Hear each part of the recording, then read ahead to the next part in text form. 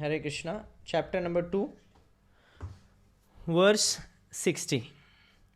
यततो यपि कौन्तेय पुरुषस्य विपश्चितः इंद्रियाणि प्रमाथीनि हरन्ति प्रसभं मनः.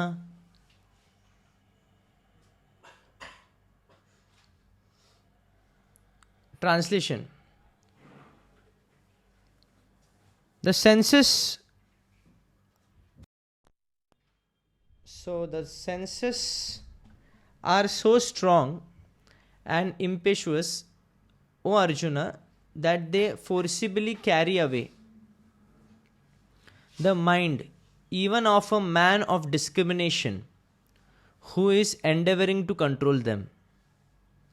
विपश्चितः मतलब जो व्यक्ति ज्ञान में है, विपश्चित. अविपश्चित जो अज्ञानी. यततः कोई प्रयत्न करता है इंद्रियों को निग्रह रखने के लिए, पर इंद्रियां इतने प्रबल है कि अगर व्यक्ति को ज्ञान होने के बावजूद भी वह इंद्रियां उसको फंसा सकते हैं. They forcibly carry away the mind. Okay, the senses are so strong कि मन को भी खींच लेते हैं, जो व्यक्ति ज्ञानी क्यों ना हो फिर भी. क्योंकि इंद्रियां कैसे हैं? प्रमाथीनी, एजिटेटिंग है. ओके, प्रमादी हैं. हरंती प्रसभम मनः, और फोर्स से it will try to agitate the mind. So there are many learned sages purport by Srila Prabhupada. There are many learned sages, philosophers and transcendentalists who try to conquer the senses. But in spite of their endeavors, even the greatest of them sometimes fall victim to material sense enjoyment due to the agitated mind.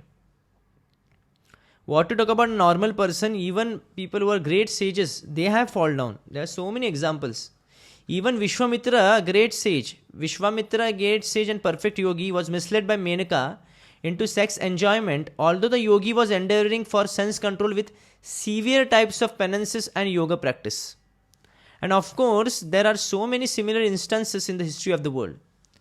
Therefore, it is very difficult to control the mind and senses without being fully Krishna conscious. So, without engaging the mind in Krishna, one cannot see such material engagements. A practical example is given by Yamunacharya. Okay, so what to talk about? Even in Krishna conscious movement, there will be some pitfalls. कोई व्यक्ति प्रयत्न कर रहा है भक्ति में, पर फिर भी कई बार पतन होने का बहुत ही ज़्यादा चांसेस हो जाते हैं अगर वो कॉन्शियस नहीं, कृष्ण कॉन्शियस नहीं है फुल्ली. इसलिए हमारा प्रयास ये नहीं रहना चाहिए कि इंद्रियों को निग्रह कैसे करें. प्रयास ये रहना चाहिए मैं कृष्ण से आसक्त, कृष्ण की सेवा में कैसे आसक्त हो जाऊँ. वासुदेव भगवती भक्ति योग प्रयोजित जानाति आशु वैराग्यम. When one is engage in devotional service of lord constantly, automatically क्या हो जाएगा? अपने आप आशु वैराग्यम, he will soon get detachment. ज्ञानम चयत अहैतुकम, और अहैतुकी ज्ञान उसको प्राप्त हो जाएगा, आध्यात्मिक ज्ञान की अनुभूति होगी. इसलिए श्री गुरु चरण रति यही से उत्तम गति. व्यक्ति को भगवान कृष्ण में रति से पहले गुरु के चरणों के प्रति रति होनी चाहिए, गुरु के निर्देशों का पालन करना चाहिए. ऐसे करने से स्वाभाविक तौर पर भगवान के चरणों में भी रति अपने आप हो जाएगी. इससे वह अपने मन को, इंद्रियों को वश में कर सकता है. जिस पर छोटा बालक है उसको आप खुला छोड़ देंगे तो वो कुछ भी कर सकता है. अगर उसको एंगेज रखेंगे, उसी प्रकार माइंड एंड सेंसेस को एंगेज रखना आवश्यकता है. The practical example is given of Vishwamitra. Is such a great sage. क्योंकि वहाँ पे कोई भी नहीं बताया गया है कि वो भगवान कृष्ण के अहेतु की भक्ति कर रहे हैं या भगवान कृष्ण के स्वरूप पर ध्यान कर रहे हैं. हो सकता है कि ब्रह्म ज्योति पर भी ध्यान हो सके, या फिर परमात्मा या योगी. ये योग पद्धति होगी जो विश्वामित्र में अपना रहे हैं. पर योग पद्धति में कई कठोर तपस्या करने के बावजूद भी विश्वामित्र मुनि का पतन हो गया. ये तो बहुत बड़े सेज हैं, बहुत बड़े ऋषि हैं, राम जी के भी गुरु रहे, तो बहुत बड़े ऋषि मुनि हैं. पर ये उदाहरण प्रकट करना चाहते हैं हमारे सामने कि देखिए मेरे जैसे कि व्यक्ति का भी पतन हो सकता है, तो इस साधारण व्यक्ति का क्या बात करें. Okay, so practical example is given by your Yamunacharya. Okay, a great saint and devotee. Yamunacharya is a spiritual master of Ramanujacharya, first spiritual master. So Yamunacharya is saying, Yadavadi mama cheta, yadavi mama chetah Krishna padaravinda navanava rasadhamani udyatum rantum asit, tadavadi bata nari sangame smaryamane bhavati mukha vikhara shushtu nishthi vanam cha. So Yamunacharya is a sage of is not of modern time sage. वो रामानुजाचार्य मतलब 16 शताब्दी के पहले जन्मे हुए यमुनाचार्य है। उस समय पे वह राजा भी हुआ करते थे, क्योंकि उनका नाम दूसरा नाम आल बंदार था उस समय पे। और वहाँ पे एक अपने ही गुरु को परास्त करने वाले घमंडी पंडित को उन्होंने बहुत ही बाल्य अवस्था में उनको परास्त किया था। इसलिए दशो दिशा में जिसकी विजय होता है उसके कहते हैं आल बंदर नाम उनको दिया गया राजा की पत्नी के द्वारा। और उनको कंडीशन ऐसा था कि उस समय पे यमुनाचार्य वो जब जीत गए अपने गुरु को जो परास्त किए, जो घमंडी पंडित है उसको हराकर, कई उनको प्रश्न किए, उन प्रश्नों का उत्तर दे नहीं पाए। और तभी जीतने के बाद कंडीशन ये था कि जीत जाएंगे तो यमुनाचार्य को आधा राज्य मिलेगा। और फिर यमुनाचार्य को आधा राज्य मिल जाता है। फिर वो राज के भोग विलास में व्यस्त हो जाते हैं। उसके बाद फिर वो भूल जाते हैं जो उनकी संस्कृति, उनकी जो असली धन था भगवान विष्णु के प्रति प्रेम भक्ति। फिर उनको साधु संघ के द्वारा फिर से उनकी फिर से वह भक्ति में संलग्न हो जाते हैं और फिर बहुत शुद्ध भक्त बन जाते, आचार्य बन जाते हैं। और रामानुजाचार्य भी गुरु रहे हैं। और रामानुजाचार्य ने यमुनाचार्य की 3 इच्छाओं को पूरा किया है। तो यमुनाचार्य ऐसे ऋषि थे, ऐसे आचार्य थे कि बहुत उन्नत। वो ये कहते हैं कि जिस समय when my mind has been engaged in the service of the lotus feet of Lord Krishna, I have been enjoying an ever new transcendental humor. Whenever I think of sex life with a woman, my face at once turns from it and I spit at the thought. तो कह रहे हैं कि जब मैं भगवान की भक्ति के चरणों के रति का आस्वादन कर रहा हूँ, उस समय पे जब स्त्री भोग का विचार आता है, यानी विचार आ सकता है, इसमें कोई संदेह नहीं कि अगर इतने उन्नत आचार्य के मन में विचार आ सकता है तो एक साधारण व्यक्ति का तो बात ही क्या है फिर। और उस समय पे ना इंटरनेट था, ना पोर्नोग्राफी थी, ना मेट्रोपॉलिटन सिटी जैसे हमारे जैसे जहाँ पे निर्वस्त्र स्त्रियों का सदैव चित्र लगाया रहता है, ऐसा कुछ भी नहीं था। ना मूवीज़ थे, ना ऐसा मीडिया था, ना ऐसा मॉडर्नाइजेशन था। तो फिर भी उस समय पे भी काम इतना हावी है। तो आजकल तो इतनी छूट है, तो ये स्वाभाविक है कि मन में विचार आने। तो यमुनाचार्य का रिस्पॉन्स क्या है इस पर? My face at once turns from it and I spit at the thought. Yamunacharya उस विचार पर ही थूक देते हैं। श्रेणीम सदा तुच्छवत, इतना तुच्छ है कि थूकने के योग्य है। तो जब ये स्थिति व्यक्ति की आती है कि जब विचार मात्र से उस पर विचारों पर थूक देता है, ये उन्नत स्थिति है आचार्य की। ऐसे व्यक्ति आचार्य बन सकते हैं। So Krishna consciousness is such a transcendentally nice thing that automatically material enjoyment becomes distasteful. It is as if a hungry man had satisfied his hunger by sufficient quantity of nutritious eatable. Maharaj Ambarish also conquered a great yogi, Durvasa Muni, simply because his mind was engaged in Krishna consciousness. Savay manah Krishna padaravindayor vachamsi vaikuntha gunanuvarnane. So very important here कि भगवान कृष्ण के प्रति भक्तिमय सेवा करने से व्यक्ति इंद्रियों को वश में कर सकता है। कोई आधुनिक तरीके से या आर्टिफिशियल मेथड से इंद्रियों को कभी भी संयम नहीं लाया जा सकता, because the senses are so strong, वो प्रमाती हैं। ओके, और हरंती प्रसवम मन, वो मन को भी घुमा देंगे। ओके, ज्ञानी व्यक्ति का मन को भी वह फंसा सकते हैं। ये इंद्रिया ऐसे हैं। इसलिए मात्रा स्वस्त्रा दुहिता वा विविक्ता आसेन, तो शास्त्र कहता है कि माँ हो या फिर बेटी हो या फिर बहन हो, व्यक्ति को एकांत में नहीं रहना चाहिए उनके साथ। इतना तक क्यों? क्योंकि इंद्रियों का भरोसा नहीं। That's why even a knowledgeable person can fall down. Jaimini की कथा में भी आते हैं, जैमिनी संदेह करते हैं व्यासदेव के इस कथन पर कि काम ज्ञानी व्यक्ति को भी हरा सकता है। कि ज्ञान है तो वो हरा कैसे, काम को पता है कि काम कितना शत्रु है, बड़ा शत्रु, तो उसमें क्या संदेह। पर जैमिनी को भी मानना पड़ता है कि नहीं, yes the lust is very very dangerous. तो उसी प्रकार मन को केंद्रित करने के लिए भगवान कृष्ण की सेवा, ऐसे करने से अपने आप रुचि घट जाती है इंद्रिय तृप्ति के विषय में। आप देखेंगे स्वाभाविक तौर पे भी हमारे जीवन में भी कि पहले जैसे रेस्टोरेंट्स के खाने के लिए हम ललायित रहते थे, हम बाहर के ढाबा के खाने को ललायित रहते थे, इधर उधर की चीज़ें हमको चाहिए थी, अलग अलग वस्त्र बहुत ऑपुलेंट वस्त्र हमको अभिलाषा थी, पर अब ग्रेजुअली क्या हो जाता है, वो इच्छाएं जो है हमारी कम होती जाती है, भले ही पूरी तरह न जाए पर कम होती जाती हैं, और वो कंट्रोल करने में हमें सामर्थ्य भी आ जाता है। उसी प्रकार जैसे हम कोई व्यक्ति नॉनवेज खाता है, पहले उसको नॉनवेज खाने से उसके मुंह में पानी आता था, जैसे नॉनवेज का गंध लेने से पहले उसको सुगंध लगता था, पर अभी वो क्या लगता है, कृष्ण भावना में उसको दुर्गंध लगने लगता है।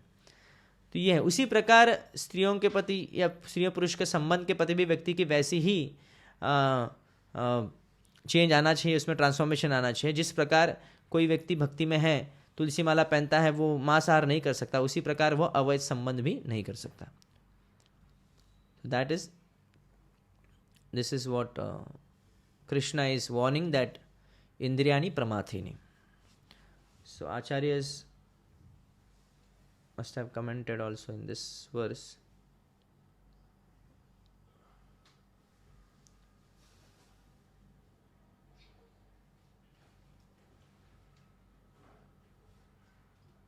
I think there is so next verse we will take directly now. Tani sarvani 61. This is 2.61. तानि सर्वाणि संयम्य युक्त आसीत मत्परः वशे हि यस्य इंद्रियाणि तस्य प्रज्ञा प्रतिष्ठिता। Translation: one who restrains his senses, keeping them under full control, and fixes his consciousness upon me, is known as a man of steady intelligence. तो बहुत अच्छा एडवाइस भगवान कृष्ण दे रहे हैं यहाँ पे कि सर्वप्रथम व्यक्ति का मन न लगे, पर इंद्रियों को तो वो रोक सकता है। कर्मेंद्रियों को, खास करके कर्मेंद्रियों को व्यक्ति रोक सकता है अपने। जिस प्रकार कोई व्यक्ति हमारा इंसल्ट करता है, मान लीजिए ऑफिस में हमको कोई वरिष्ठ व्यक्ति जो बॉस है वो एम्प्लॉय को इंसल्ट करता है, तो वो एम्प्लॉय जो है वो पलट जवाब नहीं देता है, उस पर उत्तर नहीं देता है। क्यों नहीं देता है? क्योंकि उसको पता है अगर ऐसे करूंगा तो मेरी नौकरी चली जा सकती है। तो इसमें वहां पर वो इंद्रियों को संयम, अपने कर्मेंद्रियों पर संयम रखता है। उसी प्रकार अगर कितना भी इच्छा हो, भूख लगी हो, अगर सामने भोजन रखा है, कोई दूसरा व्यक्ति इस भोजन को खाने का प्रयास खा रहा है, तो हम डायरेक्टली उसके प्लेट में हाथ डाल के नहीं खाते हैं, क्योंकि हम अपने कर्मेंद्रिय पर संयम रखते हैं उस समय पे, क्योंकि ये एटिकेट नहीं है ना। हम पूछेंगे पहले, क्या मुझे भूख लगी, क्या मैं खा सकता हूं, या वो भी पूछने के लिए हमको लज्जा आएगी, हम नहीं पूछेंगे, हम चुपचाप बैठेंगे, हम भूख को सहन कर लेंगे। तो उसी प्रकार कर्मेंद्रियों को संयम रखना, ये पहला कर्तव्य, पहला चीज करना चाहिए। फिर उसके बाद मन को पूरी तरह केंद्रित करना है भगवान कृष्ण के चरणों पर, भगवान कृष्ण की सेवा में। Okay, fixes is conscious upon मी। पहले जब तक इंद्रियों को आप कंट्रोल नहीं करेंगे, सिर्फ मन को करने जाएंगे तो होगा नहीं। पहले इंद्रियों को भगवान की सेवा में लगाना है, फिर उसके बाद मन अपने आप दौड़ा चलाएगा। इज नोन एज, भले ही ग्रेजुअली आएगा, तुरंत नहीं। यही स्थित प्रज्ञ व्यक्ति, यही प्रज्ञा प्रतिष्ठित है, उसमें फिक्स्ड हो सकता है स्थित प्रज्ञ चरित्र पर, स्थित प्रज्ञ स्थिति पे। सो purport by Srila Prabhupada that the highest conception of yoga perfection is Krishna consciousness is clearly explained in this verse. And unless one is Krishna consciousness, it is not at all possible to control the senses. As cited above, the great sage Durvasa Muni picked up a quarrel with Maharaj Ambrish, and Durvasa Muni unnecessarily became angry out of pride and therefore could not check his senses. On the other hand, the king, although not as powerful as a yogi as a sage, but a devotee of the Lord, silently tolerated all the sages' injustice and thereby emerged victorious. The king was able to control his senses because of following qualifications. तो अम्बरीश महाराज गृहस्थ हैं, कोई तुलना नहीं है एक ऋषि से। ऋषि उन्नत होता है अपनी तपस्या में, अपने इंद्रिय संयम में।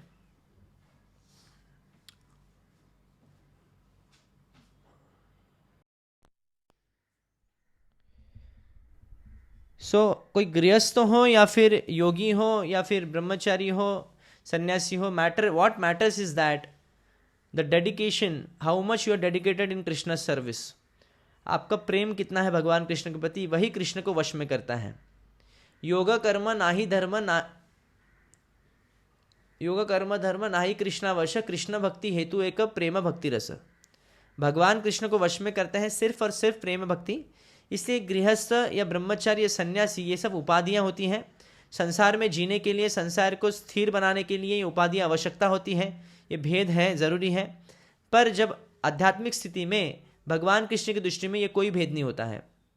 इसलिए हम सम्मान करते हैं ब्रह्मचारी सन्यासियों का सम्मान करते हैं, गृहस्थ लोग और योगियों का सम्मान करते हैं।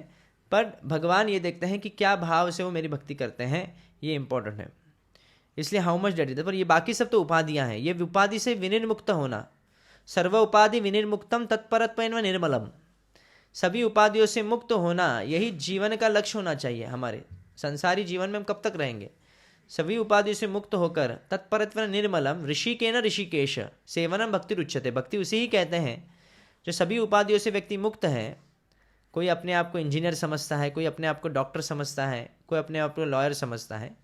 और जब ऐसे प्रोफेशन वाले लोग होते हैं, कोई अपने बिजनेसमैन समझता है, कोई अपने आप को हाउसवाइफ समझती है, कोई अपने को आपको अलग अलग उपाधियाँ देते हैं। मैंने ये एजुकेशन लिया, वो एजुकेशन लिया। आप देखिए कभी किसी को इंट्रोड्यूस किया जाता है भक्त, इवन भक्त के समाजों में, वो अपने अपने नॉलेज का बखान देता है, अपने करियर का बखान देता है कई बार। पर आप देखेंगे ये सभी उपाधियाँ हैं, कुछ मूल्य नहीं है इसका। सर्व उपाधि विनिर्मुक्तम, ये सभी उपाधि से मुक्त होकर तो पूरी तरह निर्मल मन से अपने इंद्रियों को भगवान कृष्ण की सेवा में लगाता है। इंद्रिया ने ऋषिक, और ऋषिक के ईश है ऋषिकेश, तो सेवा में लगाता है। इसी को ही भक्ति कहते हैं। यानी भक्ति किसे कहते हैं? जब हमारी इंद्रियां हैं भगवान कृष्ण की सेवा में लगी हुई हैं, उसको भक्ति कहते हैं। चाहे मन लगे या नहीं लगे, हमारी इंद्रियां भी अगर सेवा में लगे हैं, हमारा शरीर लगा हुआ है भगवान कृष्ण के काम में, तो वो भक्ति का लक्षण है। ऐसे नहीं कि नहीं। भले उन्नत भक्ति स्थिति वो है कि जिसमें सवय मनः कृष्ण पदारविंद, जिसका मन भी कृष्ण को लगता है। इसलिए अम्बरीश महाराज के लक्षण में आप देखेंगे, पूरी श्रृंखला है वो श्लोकों की। मन कृष्णा के चरणों में है, उनकी वाचा जो है भगवान कृष्ण जो वैकुंठपति है उनके गुण का वर्णन करने में है, उनका हाथ जो है मंदिर को मार्जन करने में है, उनका कान जो है भगवान कृष्ण की कथा सुनने में है, उनके जो नयन है भगवान कृष्ण को दर्शन करने में, स्वरूप को दर्शन करने में है, उनको स्पर्श इंद्रिया जो है भगवान कृष्ण के विग्रह को स्पर्श करने में अथवा भगवान कृष्ण के शुद्ध भक्त को आलिंगन देने में और स्पर्श करने में है। इसका मतलब ये नहीं कि पुरुष स्त्रियों का आलिंगन है कि स्त्री और पुरुष का, ये भेद नहीं इसमें लेना चाहिए, भेद रखना चाहिए। घ्राणम चित पाद सरोज, और नासिका से गंध लेना है तो फिर भगवान कृष्ण के अर्पित चरण करने में, अर्पित जो कमल है, जो फूल है, उसको सुगंध लेने में। और जिह्वा को रस प्रदान करना है तो भगवान कृष्ण के चरणों में जो तुलसी अर्पित की है उसका रस आस्वादन करने में जिह्वा लगी हुई है। और जो पैर है, कर्मेंद्रिय हैं, उनके पैर जो हैं वो हरि क्षेत्र यानी भगवान कृष्ण के स्थान, तीर्थ स्थान में भ्रमण करने में, इसलिए हरि क्षेत्र भी जाना चाहिए हमें। और सिर जो है वो भगवान कृष्ण के समक्ष झुका हुआ है, झुकता है। और कामना क्या है? भगवान कृष्ण की ही तुष्टि करना, भगवान कृष्ण को तृप्ति दिलाना। यथोत्तम श्लोक गुणाश जनाश्रय रति।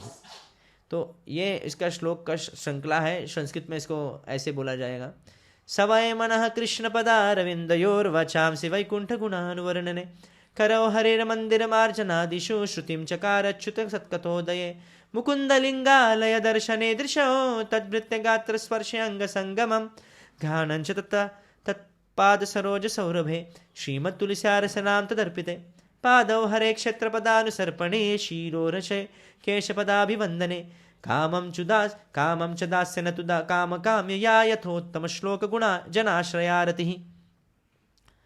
The translation, King Angarish Maharaj. Okay. Anyone wants to read a translation in clarity?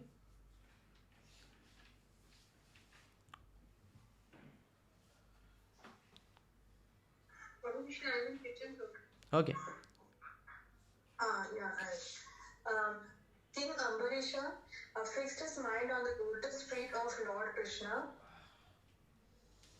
describing the abode of the Lord, his hand in cleansing the temple of the Lord, his ears in hearing the pastimes of the Lord, his eyes in seeing the form of the Lord, his body in touching the body of the devotee, his nostrils in smelling the flavor of the flowers offered to the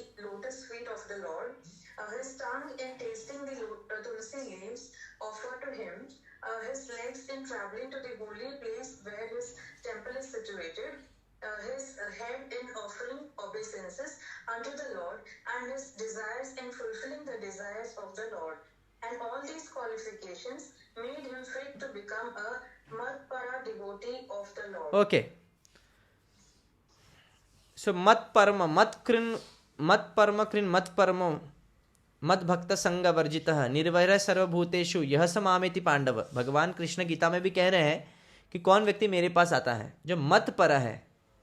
मत पर का यहाँ पे व्याख्या दी गई है कि जब सभी इंद्रियां भगवान कृष्ण की सेवा में लगते हैं उस व्यक्ति को मत परा भक्त कहते हैं, यानी कृष्ण पर, कृष्ण के ऊपर सदैव समर्पण है।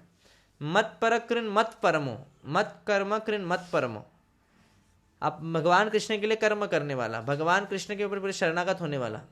मद भक्त, भगवान कृष्ण का भक्त बना हुआ। संग वर्जित, असत संगो त्यागने वाला। निर्वैर, किसी भी जीव से वैर नहीं है।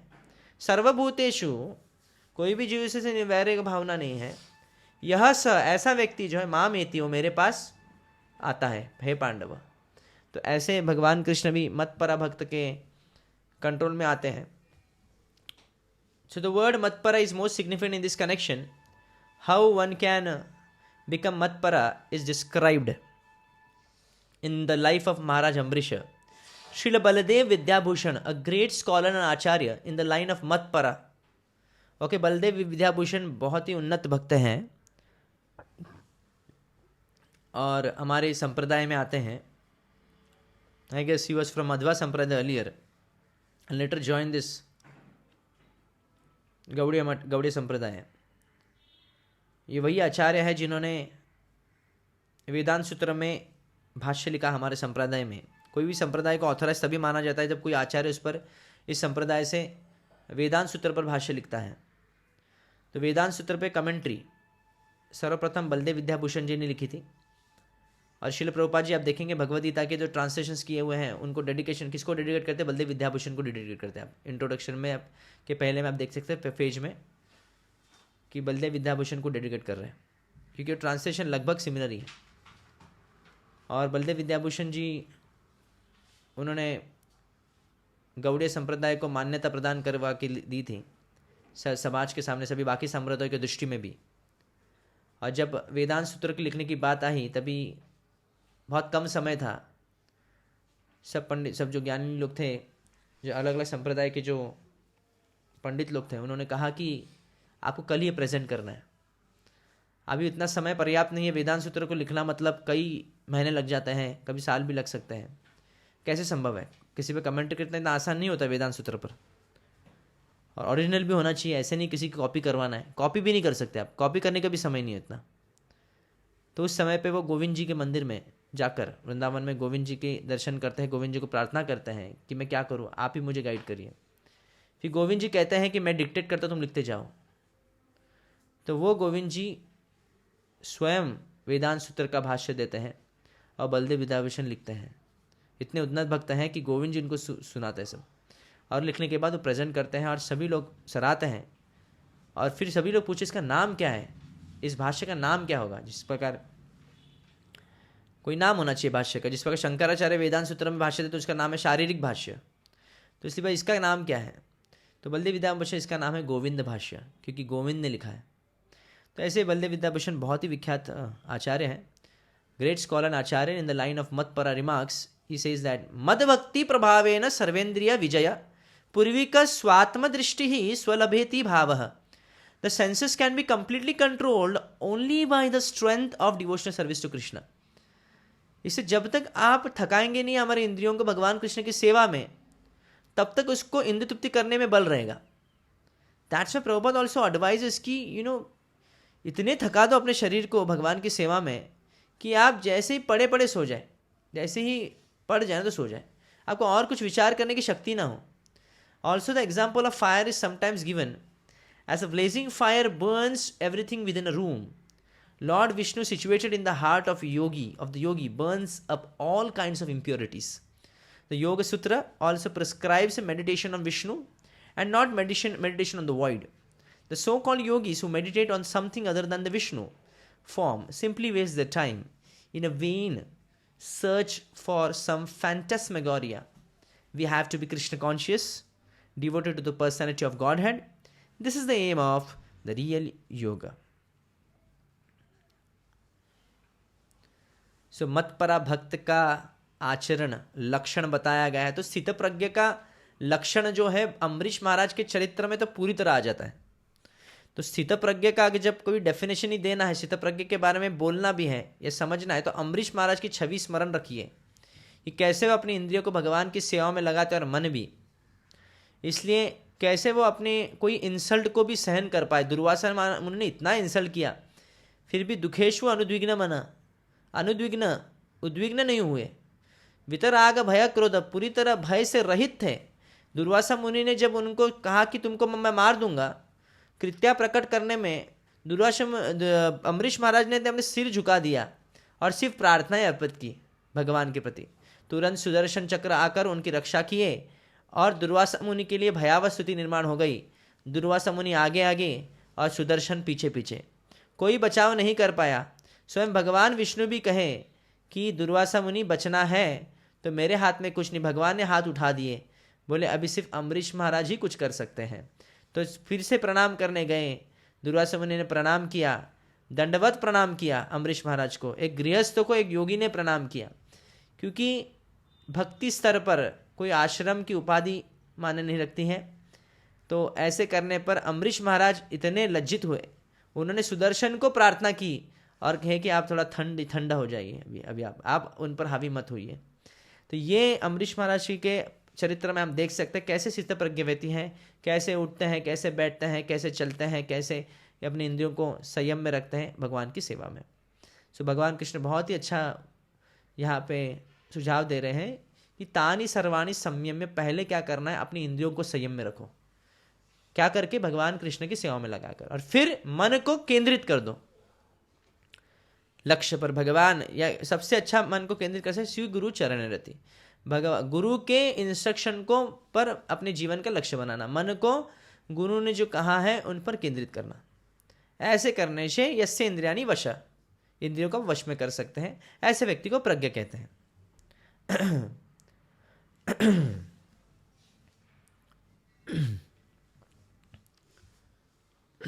So purport में even acharyas are talking. Vishwanath Chakravarti Thakur ji is saying that Matpara means my devotee. Krishna is saying Matpara का अर्थ है my devotee, मेरा भक्त.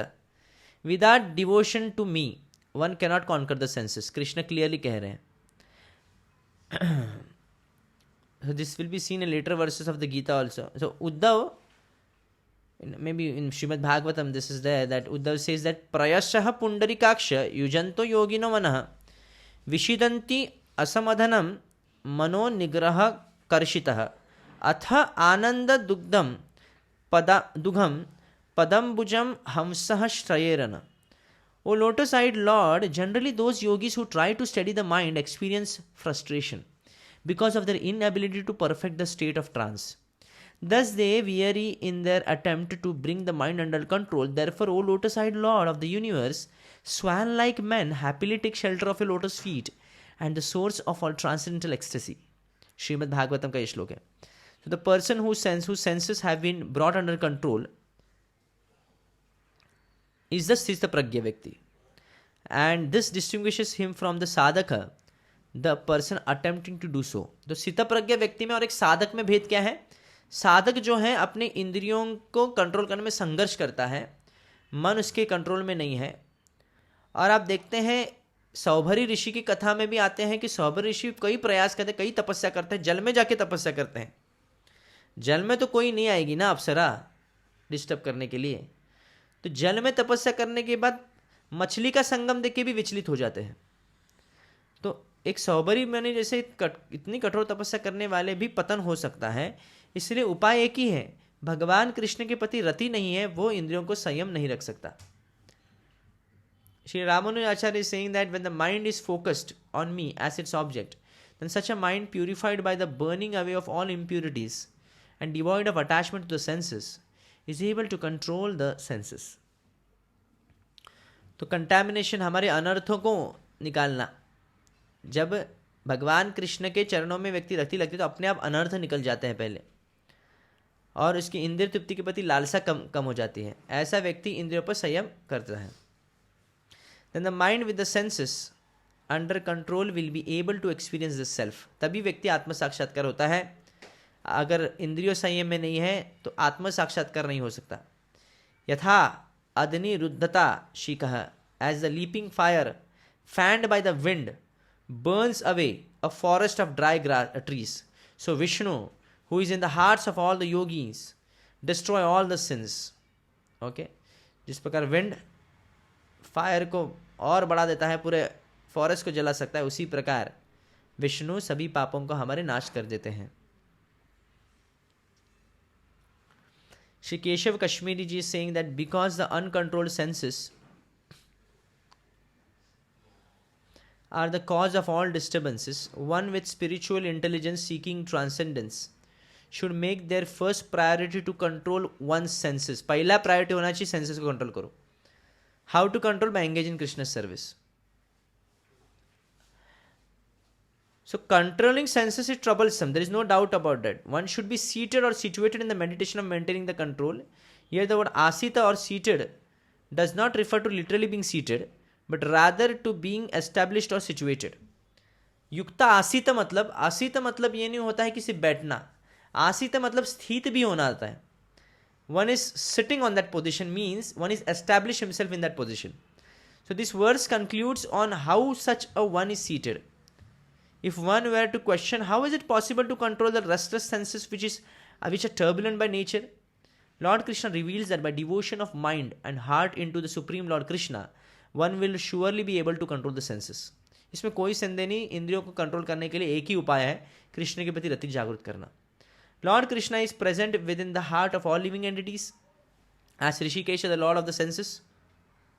He is the ultimate object of all meditation. Without meditating on Lord Krishna, it is not possible to master the senses. This is absolutely sure, and thus the aspirant who follows these instructions has success and none other.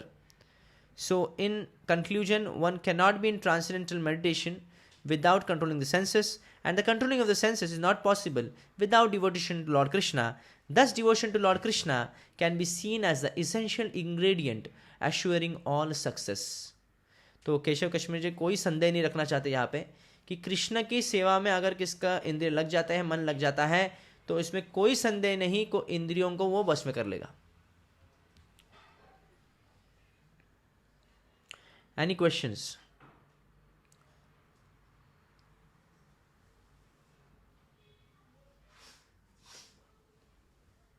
हरे कृष्ण प्रभु जी, ये हम लोग try करते हैं पर प्रभु जी होता नहीं है। हाँ।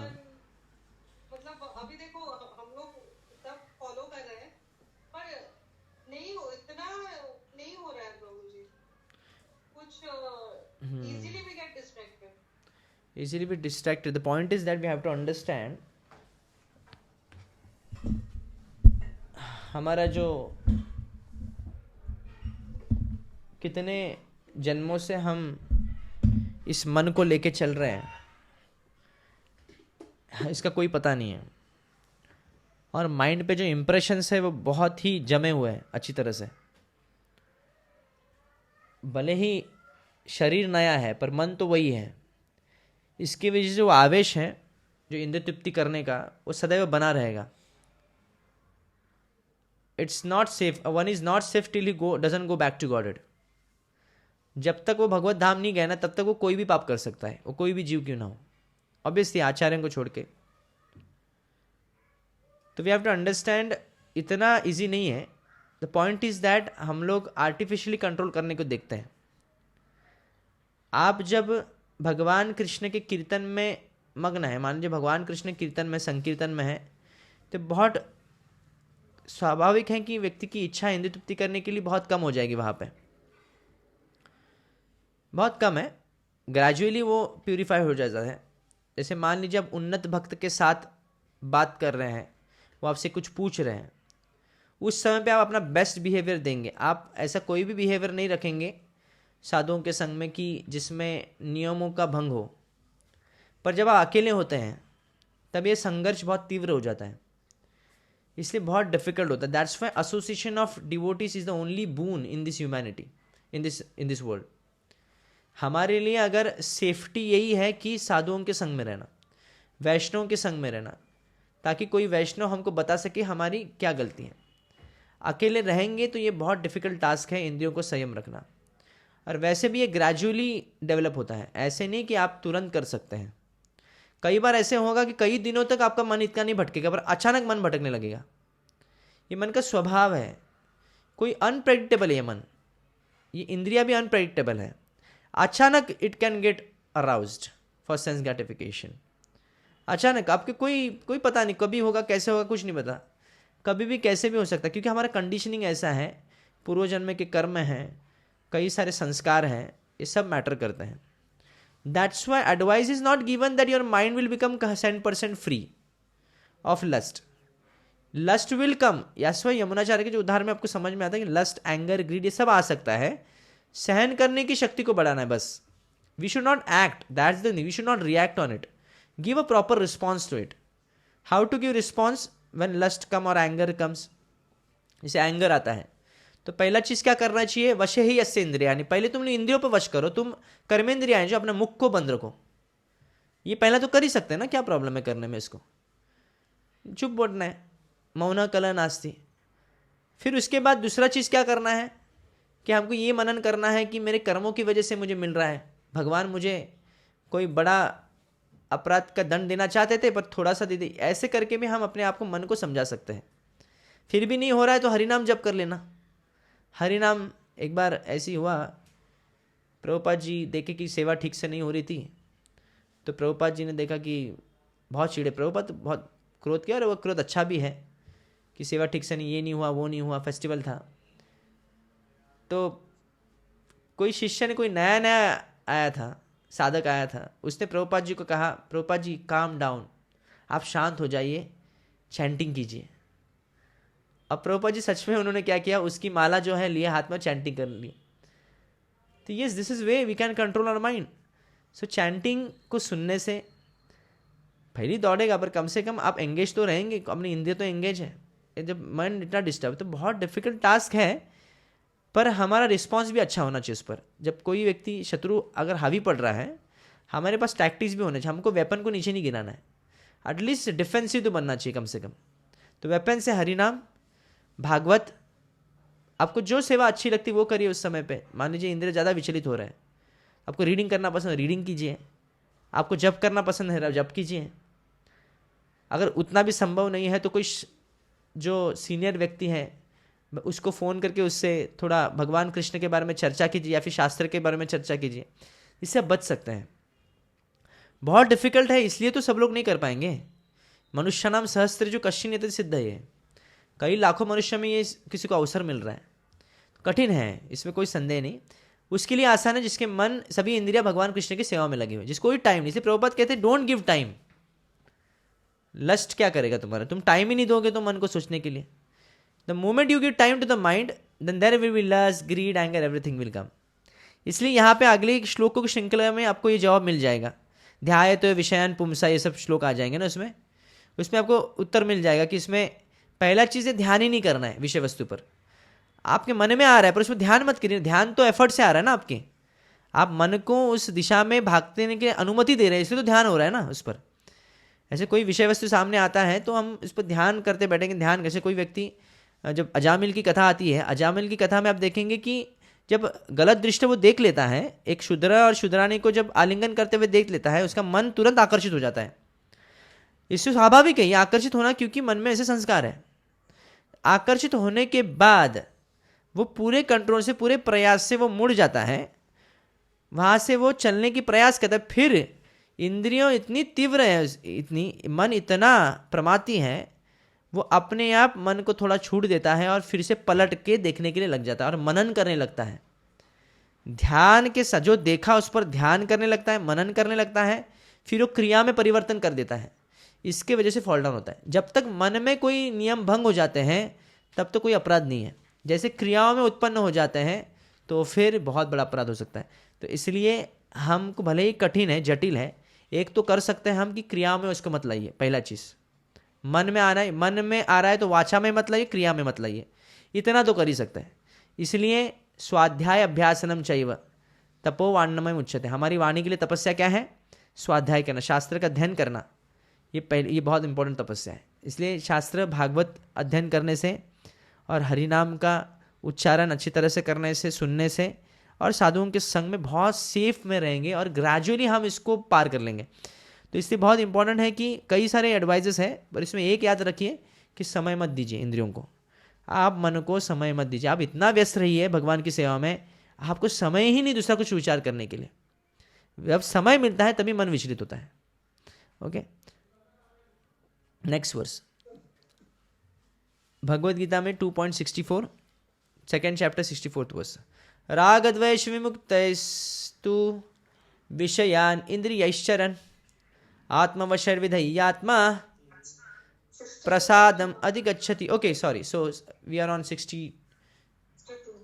Okay sorry sir. Yeah, ध्यायतो विषयं पुंसा। I think we will do this today only. We will not be able to do today I guess. तो हम लोग क्योंकि श्रृंखला है श्लोकों की, हम ज़्यादा दौड़ते नहीं हैं, तो श्लोकों की श्रृंखला है, तो हम लोग कल ही करते, आगे की क्लास में कर लेते हैं। Okay, so any questions till now? Any other question किसी को है तो पूछ सकते हैं।